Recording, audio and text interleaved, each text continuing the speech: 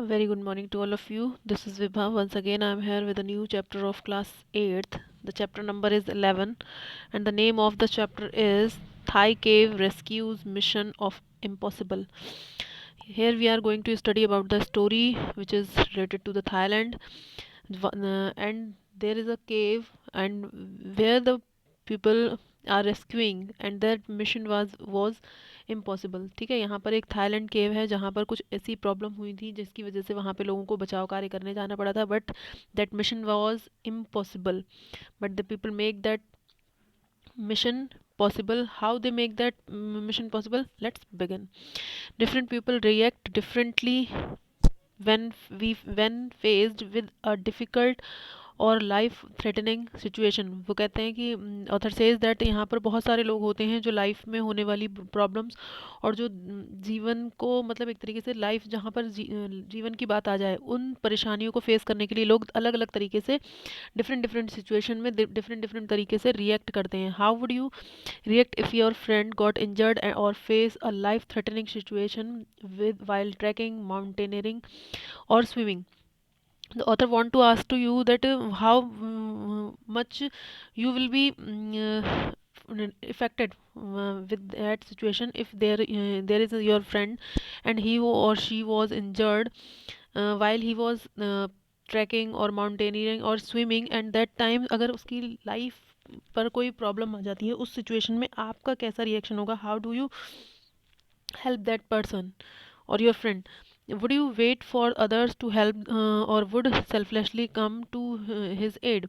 The author says that क्या आप उस टाइम पर अपन दूसरों से मदद लेने का इंतज़ार करेंगे या फिर आप सेल्फलेसली मतलब अपनी परवाह किए बिना उसकी कुछ मदद करेंगे? What quality do you think are required in a person to act selflessly? वो द ऑथर सेज दैट आपको क्या लगता है कि किस तरीके की क्वालिटीज़ एक पर्सन में होनी चाहिए ताकि वो किसी की सेल्फलेसली मतलब अपना ध्यान ना रखते हुए भी दूसरों की मदद करने के लिए आगे आए? Do you think you possess the such qualities? The author ask to you that क्या आपको ऐसा लगता है कि आपके अंदर वो क्वालिटीज़ हैं? Discuss with your partner and then the class. आप अपने फ्रेंड्स के साथ में ये डिस्कस करिए कि क्या इस तरीके की क्वालिटीज़ आप में भी हैं कि आप किसी की हेल्प करने के लिए कभी आगे आते हैं। जब कभी भी आपका कोई फ्रेंड है या कोई आपसे नियर वन है जो इस तरीके की मुसीबत में है, जब जहाँ पर उसकी लाइफ थ्रेटनिंग मीन्स होता है मतलब ऐसी सिचुएशन जहाँ पर आपके लाइफ पर बात बन जाए, यानी कि आपके जीवन को भी नुकसान पहुँच सकता हो। It is at that condition what you will do. ठीक है, so let's read the story. Reading and comprehension section. Read the newspaper report and the real life incident to a heroic rescue of 12 young boys and their coach। यहाँ पर एक newspaper report है जो real life incident से related है, यानी कि ऐसी घटना कोई फैक्ट्स पे बेस्ड है, यानी कि कोई भी इमेजिनरी स्टोरी नहीं है, ये बिल्कुल रियल स्टोरी है जिसमें जो 12 यंग बॉय थे और उनके कोच जिनकी लाइफ जो है वो खतरे में थी और उनको लोगों ने बहुत ही हीरोइक तरीके से बचाया था, बहुत साहसिक कार्य करके उनको बचाया था। And now ordinary people from all over the world come together in a remote town northern Thailand with just one mission to save the children. वो कह रहे हैं पूरी दुनिया से लोग जगह जगह से एक साथ इकट्ठे हुए थे इस रिमोट टाउन में जो कि नॉर्दर्न थाईलैंड की साइड है, और इस मिशन में उन्होंने लोगों को उन बच्चों को 12 बॉयज़ को बचाने में अपना अपना जो भी कंट्रीब्यूशन वो कर सकते थे वो उन्होंने दिया। Thai cave rescue 12 boys and their wait a second meaning of this words, and here the author has described it. Newspaper report are the factual account of the events। Newspaper में जो reports आती हैं वो facts पर based होती हैं जिनका they usually contains details like the date, time of the incident, number of the people involved, and they mention government and or private agencies that were part of the events. Reading the newspaper either in hard copy or the online edition is the best way to stay updated with the latest news. तो author says that जो report आती हैं आपके newspapers में उसमें facts दिए होते हैं जो कि रियल इंसिडेंट से रिलेटेड होते हैं, जिसमें पूरी डिटेल दी होती है। उसमें टाइम, इंसिडेंट कब हुआ, कितने लोग इन्वॉल्व थे, कितने लोग कि उनकी हेल्प जो है वो गवर्नमेंट सेक्टर ने की या प्राइवेट एजेंसीज़ ने की। तो चाहे आप इन न्यूज़ को आप उनकी हार्ड कॉपी में पढ़ें या फिर ऑनलाइन अगर आप पढ़ते हैं, तो वो ये कह रहे हैं कि आप न्यूज़पेपर की जो रिपोर्ट्स हैं उनको पढ़ने से you always will be updated. ठीक है, आपको लेटेस्ट न्यूज़ मिलती रहती है कि क्या हमारे आसपास हमारे जो जो सराउंडिंग्स है, which type of problems, which type of incidents are taken place.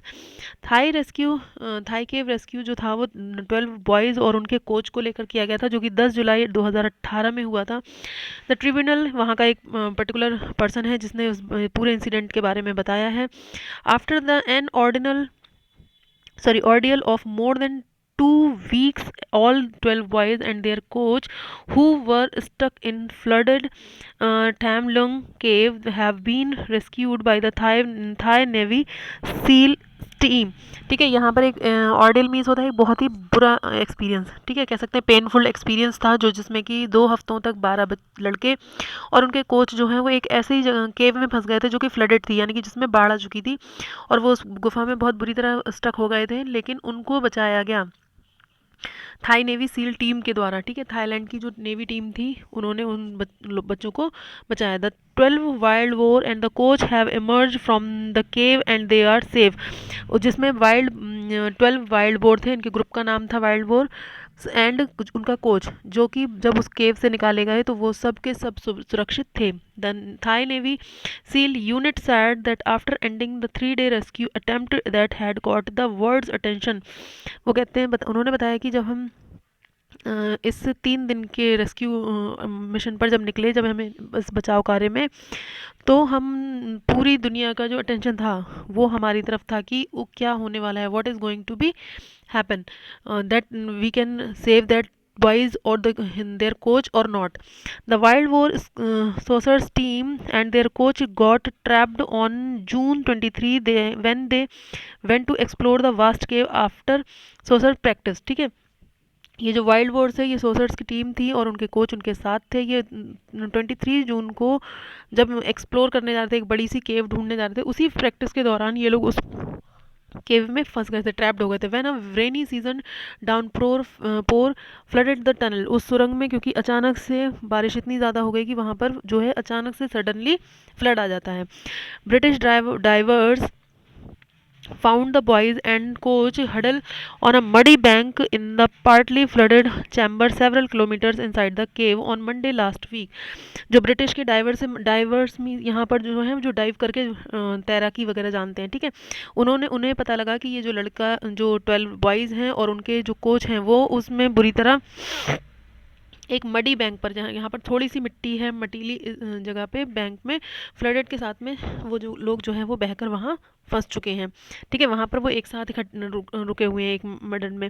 Several kilometre inside वो लोग इस फ्लड की वजह से वो लोग बहुत गहराई में, यानी कि बहुत अंदर तक केव में जा चुके थे उस गुफा में। ऑन मंडे लास्ट वीक, पिछले हफ्ते के मंडे को वो लोग वहाँ उस कंडीशन में थे। People across the Thailand and the world have cheered the rescue operation and the brave hearts who risked their lives to bring them to safety. People जो थे पूरी थाईलैंड से जो लोग आए थे और दुनिया से they have chaired the rescue operation, उन्होंने इस बचाव कार्य को चेयर किया, उन्होंने बहुत इसकी प्रेज किया। And the brave hearts who risk their lives to bring them safely, और उन बहादुर लोगों को भी बहुत ज़्यादा उन्होंने अप्रिशिएट किया जिन लोगों ने अपनी लाइफ की को भी रिस्क में डाल दिया था, इनकी वजह से रिस्क में ले लिया था। They didn't think about the danger for their own life as well. The news has been greeted by global jubilant and the rescue team have been lauded by world leaders। वो कह रहे दुनिया भर के बहुत सारे लीडर्स ने, नेताओं ने, राजनेताओं ने इन सब इसको बहुत ज़्यादा अप्रिशिएशन दिया, जो कि और इसको पूरी दुनिया में इस न्यूज़ को बहुत ही ग्लोबल जुबिलियंट की तरह लिया गया और लोगों ने इसकी बहुत ज़्यादा प्रशंसा की। बर्थडे, ये सारी जो घटना थी वो एक बर्थडे के दिन स्टार्ट हुई। On Saturday 23 June Peerapat Sompiangjai turn 17। इनके ग्रुप में का ही एक जो बच्चा था जो कि पीटर पैट सोमपेंगिन जो 17 ईयर्स का हुआ था। He was out with his friends and member of the local youth football team the wild boar जो है वो इनकी लोकल फुटबॉल टीम थी, जो लोकल उस एरिया के जो इसका और इसके फ्रेंड्स का ग्रुप था पूरा। एंड देयर असिस्टेंट कोच, और इनके साथ में उनके असिस्टेंट कोच भी थे जिन इकोपोल एक चैंडवांग, ठीक है। ये क्योंकि थाईलैंड की लैंग्वेज है इसीलिए इनके नेम भी थोड़े से अजीब आपको लगेंगे पढ़ने में, but don't doesn't matter, you have to focus on the task, or you can say that story. These are the 12 boys and the group of that football team, the local football team. The team name was Wild Boars. After their football practices, the boy raised each other on their bicycle, ठीक है। वो football का match practice करने के बाद उन बच्चों ने सभी ने एक दूसरे के साथ रेस की प्रैक्टिस की अपनी अपनी बाइसिकल्स पे, and went into the forested hills and that lately they had experienced a lot of rain. और साइकिलिंग करते करते वो लोग फॉरेस्टेड एरिया में पहुंच गए थे, फॉरेस्ट एरिया में, और जैसे जैसे वो आगे बढ़े तब उन्हें थोड़ा सा आभास हुआ, अनुभव हुआ कि बहुत ज़्यादा बारिश स्टार्ट हो चुकी है। And now was now blanketed in mist, और उन्हें अब एहसास होने लगा था कि हम पूरी तरह कोहरे में और धुएं मिस्ट में जो है वो फंस चुके हैं। मतलब बहुत अंधेरा, बहुत बारिश और इतना ज़्यादा ख़राब मौसम हो गया था कि वो लोग, उनको ऐसा फील होने लगा कि वो कहीं बुरी जगह फंस गए हैं, घिर चुके हैं, ठीक है, ट्रैप्ड हो चुके हैं। हैम लैंग लॉन्ग कैप केव, ठीक है। वो लोग एक्चुअल में वो लोग देखने क्या गए थे, थैम लैंग केव, जो कि बहुत ही फेवरेट जगह थी उनकी, रेन डिवो, ठीक है।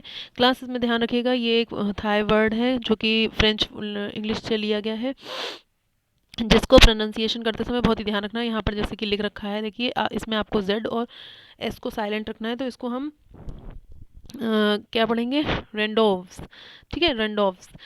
जो कहते हैं कि एक फेवरेट जगह थी लोगों बच्चों के लिए, for the boys who loved exploring the mountain range towering over the Mesai, ठीक है।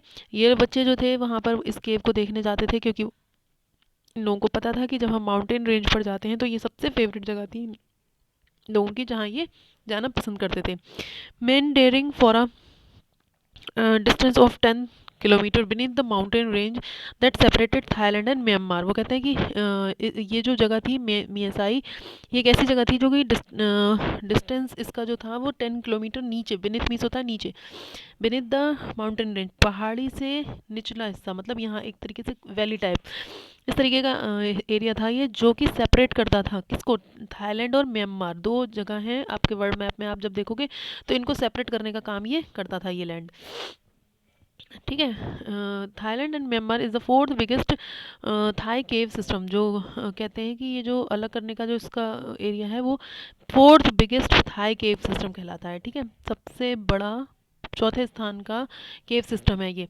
द थैमलुंग कुन नैम नेंग नैंगनोन, विच मीन्स, यहाँ पर एक लैंग्वेज लिखी हुई है थाईलैंड की, विच इसका मतलब होता है the great cave and the water source of the sleeping lady mountain. जिसका पूरा नाम होता है, ये इसलिए फेमस था क्योंकि इसका जो स्ट्रक्चर था वो एक स्लीपिंग लेडी की तरह बना हुआ था। ये बहुत ही विशाल केव थी जिसमें वाटर सोर्स भी था, यानी कि पानी के स्रोत भी वहाँ से निकला करते थे, और इसका जो स्ट्रक्चर बना हुआ था वो बिल्कुल एज अ स्लीपिंग लेडी का बना हुआ था। और इसका नाम क्यों पड़ा था वहाँ पे, named after a mountain shaped, इसका जो नाम इसलिए पड़ा था क्योंकि इस माउंटेन का जो शेप था वो लाइक अ रिक्लिंगिंग वुमेन, रिक्लिंगिंग मीन्स होता है लेटी हुई, when a woman is in the posture of lying, ठीक है, जब वो लेटे हुए पोस्चर में होती है, उस तरीके से इस माउंटेन का शेप था।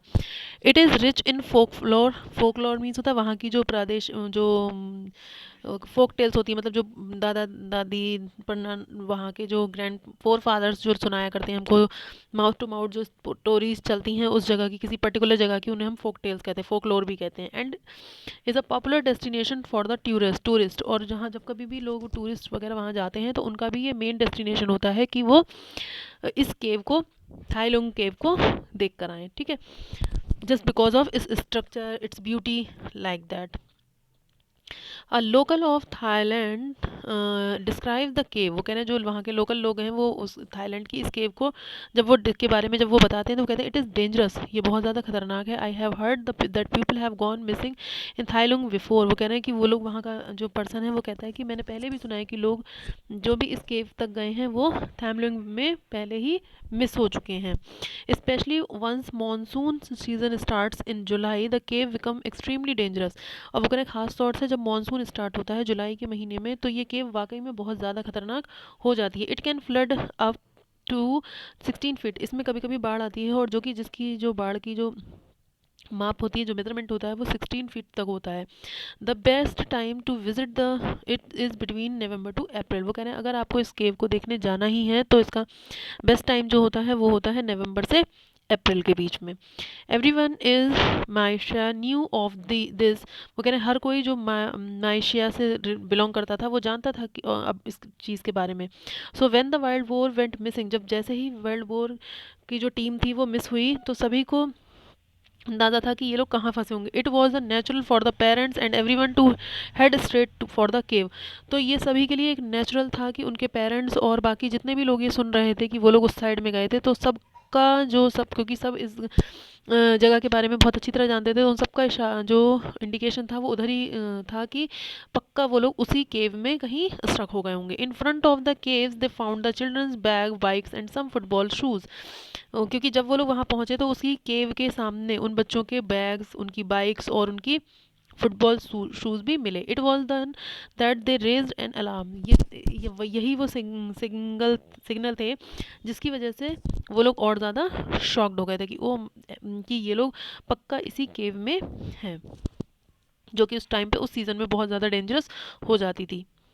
Taken under unaware by the flash flood. वो कह रहे हैं जो बॉयज़ थे वो ऐसा लग रहा था कि सभी को कि वो लोग अनअवेयर थे, मतलब उनको इस फ्लैश फ्लड के बारे में इंफॉर्मेशन नहीं थी। फ्लैश फ्लड क्या होती है? वो चीज़ होती है क्लास जब अचानक से बिना कभी भी जो कभी जैसे वहाँ पे तूफान आ जाए, एक्स्ट्रा रेनफॉल हो जाए, मतलब ओवर फ्लो हो जाता है जब वाटर का, तो वहाँ पर अचानक से उस केव में जो फ्लड जो है वो आ जाती थी, ठीक है, जिसकी वजह से इतना ज़्यादा नुकसान हो जाता था जो कि पूरे लोगों के घरों को, बिल्डिंग्स को बहुत बुरी तरह डिस्ट्रॉय कर सकता था। वो इतना हैवी फ्लैश फ्लड होता था, ठीक है। तो वो लोग, वहाँ के जो लोग थे वो यही एज्यूम कर रहे थे कि ऐसा लगता है कि जैसे उन बच्चों को कभी भी यहाँ के इस एरिया के फ्लड के बारे में इंफॉर्मेशन नहीं थी, वो अनअवेयर थे, बिल्कुल अनजान थे। इस वजह से वो लोग यहाँ आए इस मौसम में और यहाँ स्ट्रक हो गए। It had been raining incessantly for the last few days. वो कह रहे हैं इंसेसेंटली मीन्स होता है क्लास रेगुलरली। वहाँ पर जो बारिश हो रही थी वो लगातार हो रही थी। For the last few days, कुछ दिन, लगातार कुछ दिनों से। एंड द वाटर वो हैज़ फिल्ड इनटू द केव, और पानी जो है वो पूरी तरह उस केव में, उस गुफा में भर चुका था।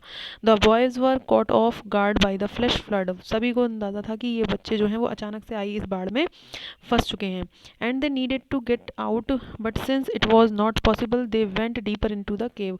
क्योंकि ये वो उनको बाहर आने की ज़रूरत थी, लेकिन ऐसा संभव नहीं हो सकता था क्योंकि वो लोग बहुत गहराई में उस केव में पहुंच चुके थे। They found themselves about 4 kilometre from the cave entrance and on a small Rocky area.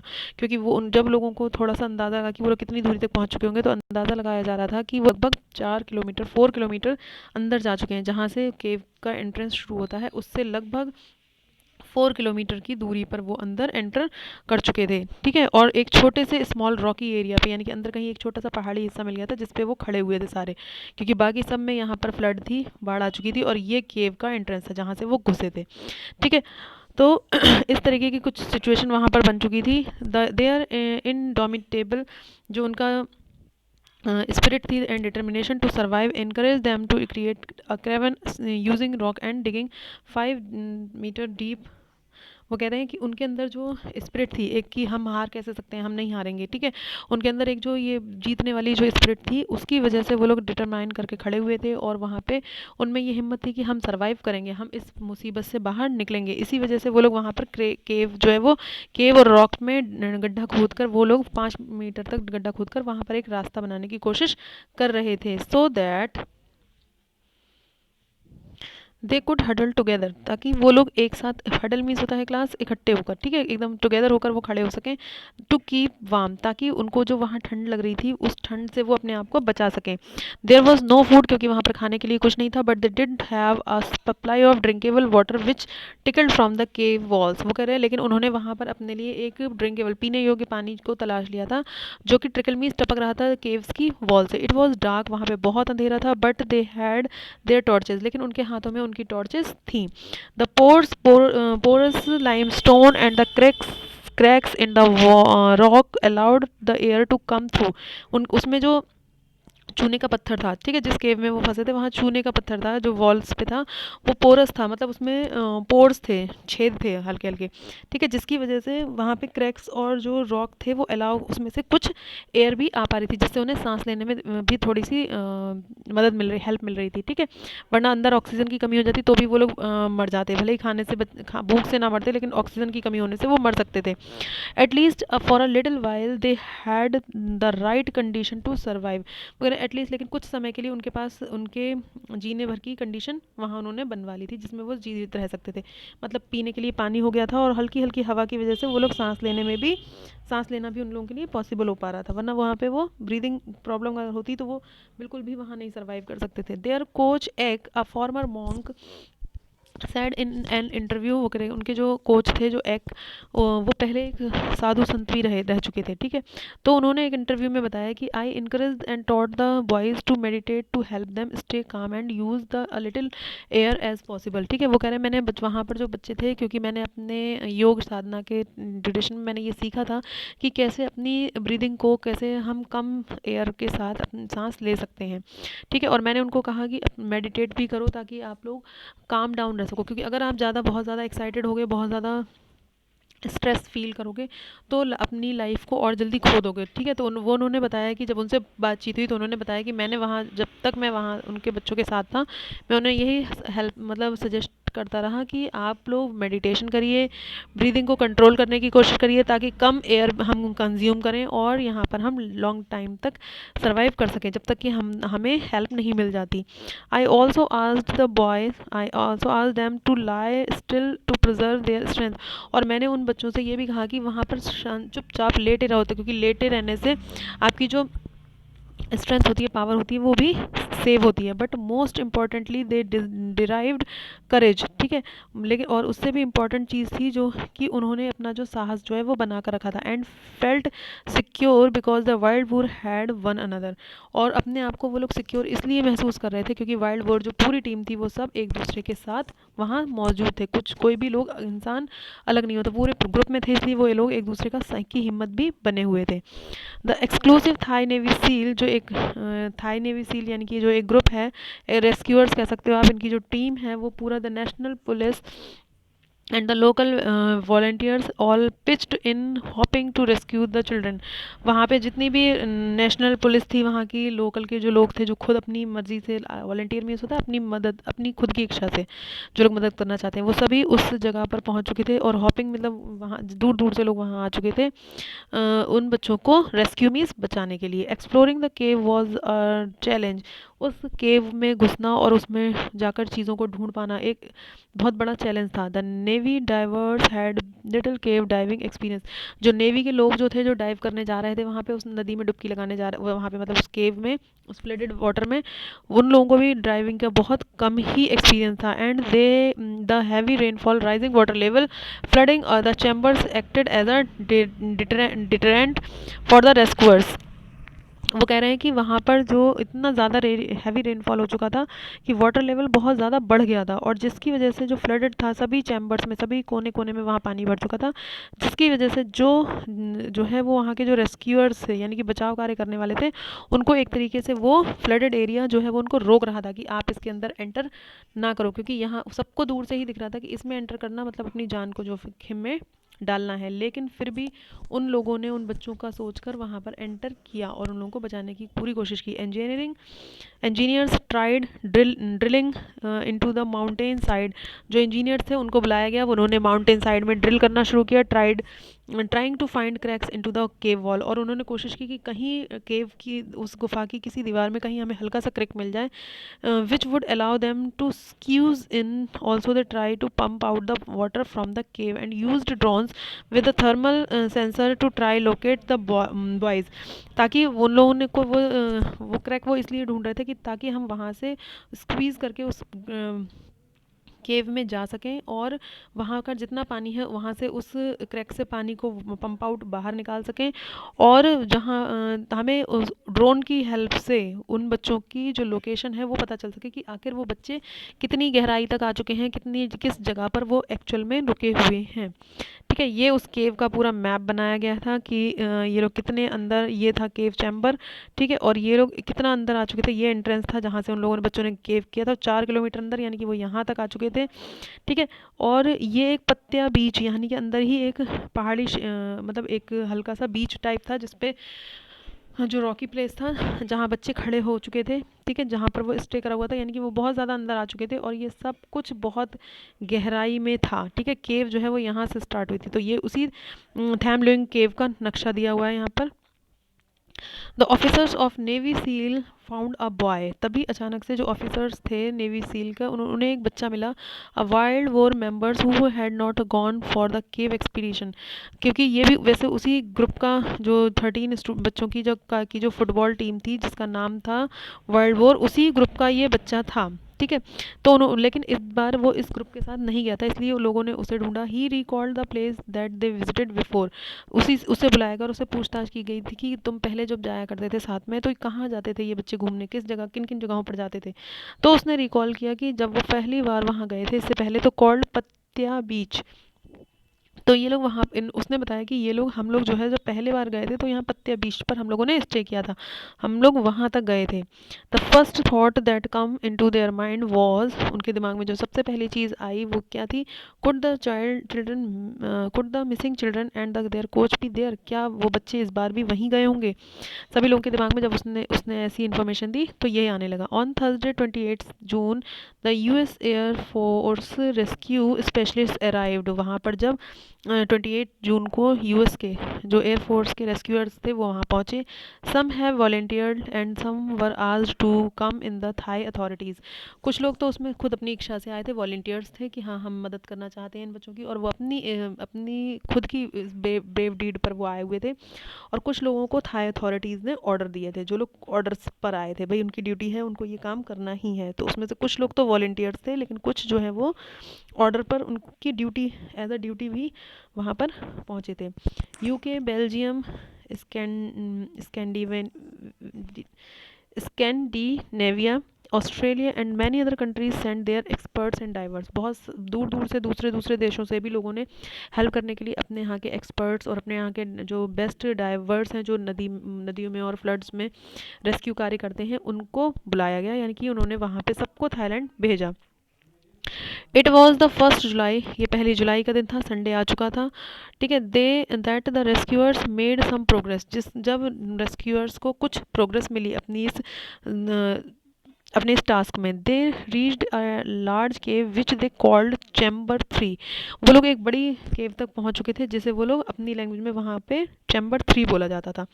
And it served as a base for the divers, और ये बिल्कुल डाइवर्स के लिए, जो यानी कि जो डाइव करके वहाँ अंदर जाने वाले थे, उनके लिए एक तरीके से उन्हें बेस मिल गया कि हमें यहाँ से शुरुआत करनी है।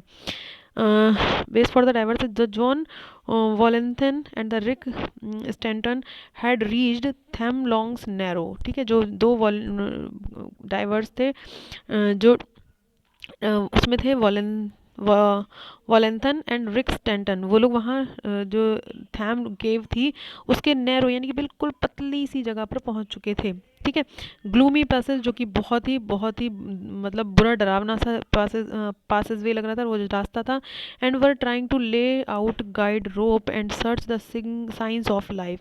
ठीक है, उन्होंने अपने आप को अपने मार्गदर्शन के लिए वहाँ पर रस्सियाँ डाल रखी थी, जिससे उन्हें पता चल सके कि जीवन कहाँ पर है, यहाँ पर कहाँ पर लाइफ के सिंबल्स हैं, मतलब कहाँ पर तक हम जाएं और कहाँ तक हम बच सकते हैं। ऑन मंडे द 2, ठीक है, कहने का मतलब है उन लोगों ने अपना रेस्क्यू का जो उनका टास्क था वो स्टार्ट कर दिया था, जिसमें 2 लोग सबसे आगे चल रहे थे, जो अपनी रस्सियों से और लोगों को वहाँ पे सर्च करने की कोशिश कर रहे थे कि कहाँ से हमें जाना है, कैसे कैसे हमें रास्ता बनाना है, क्योंकि सुरंग का, उस केव का जो रास्ता था वो भी बहुत पतला था। ठीक है, उसमें एक साथ हम कई लोग नहीं जा सकते थे, इसलिए उसमें एंटर करने में से भी ये लोग डर रहे थे कि कैसे कहाँ क्या करना है, इसलिए अपने आप को गाइड करने के लिए उन्होंने रस्सियाँ बाहर छोड़ी हुई थी रोप्स को की हेल्प से, कि ताकि हमें एक सपोर्ट रहे कि हमें कहाँ तक जाना है। ठीक है, जैसे बाहर हो गया, आप केव से एंटर किया, आपने यहाँ कहीं बांध दिया और उस रोप को लेके आप अंदर अंदर अंदर तक जा रहे हो, ताकि यहाँ पर भी आपको वापसी का एक सिग्नल मिलता रहे। ठीक है, तो इस तरीके से वो लोग उन्होंने एंट्री अपनी स्टार्ट की। So students, I will stop the video here. I will complete this chapter in the next part of this video, because I don't want to make a long video for you. So I hope till here you get the meaning. If you have any problem, you can ask me. We will meet in the next video of this chapter, the next part. So till then, take care. Have a nice day.